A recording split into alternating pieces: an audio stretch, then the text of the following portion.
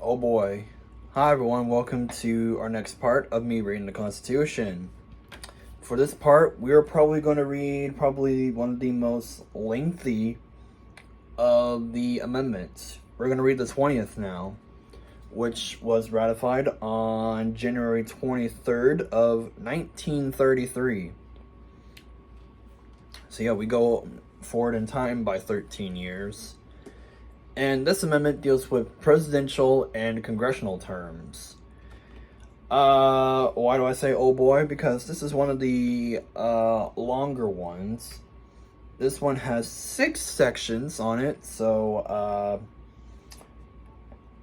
yeah, it's just long because there's a lot of sections to it. But most of the sections aren't too lengthy, except for maybe 3 and 4. But all the others shouldn't be too bad either.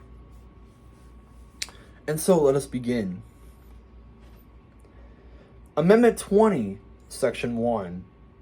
The terms of the President and Vice President shall end at noon on the 20th day of January, and the terms of Senators and Representatives at noon on the 3rd day of January, of the years in which such terms would have ended if this article had not been ratified, and the terms of their successors shall then begin.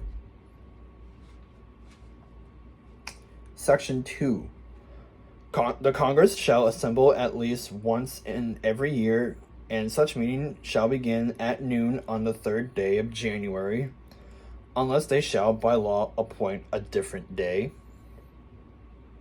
Section 3. If, at the time fixed for the beginning of the term of the President-elect shall have died, the Vice President-elect shall become President. If a President shall not have been chosen before the time fixed for the beginning of his term, or if the President-elect shall have failed to qualify, then the Vice President-elect shall act as President until a President shall have qualified.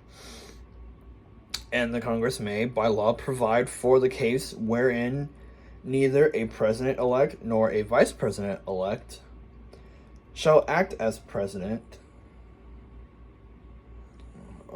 nor a Vice President-elect shall have qualified, declaring who shall then act as President, or the manner in which one who is to act shall be selected, and such person shall act accordingly until a President or Vice President shall have qualified. Yeah, that one's a little wordy. Sorry, I kind of messed up a little bit there too. Section 4.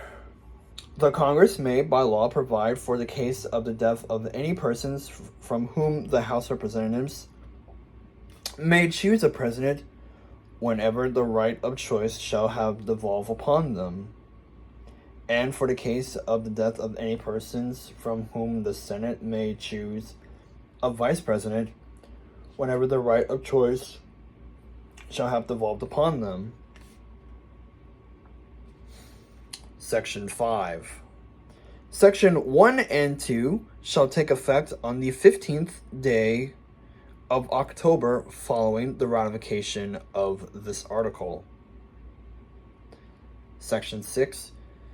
This article shall be inoperative unless it shall have been ratified as an amendment to the Constitution by the legislators of 3/4 of the several states within 7 years from the date of its submission. So yeah, I just want to briefly go over just a little bit that prior to the passage of this amendment, all presidential terms and all congressional terms begin on March 4th. Because that's also when the Constitution fully went into effect, was March 4th of 1789.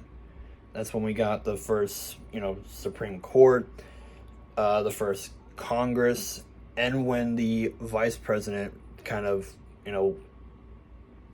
took office. Well, not really. They kind of took office within a few weeks after. But as we all know, the presidency wasn't fully established until April 30th of 1789 when Washington was sworn in. Alright, that's all I have for now. Thanks for watching, and we'll see you in the next part.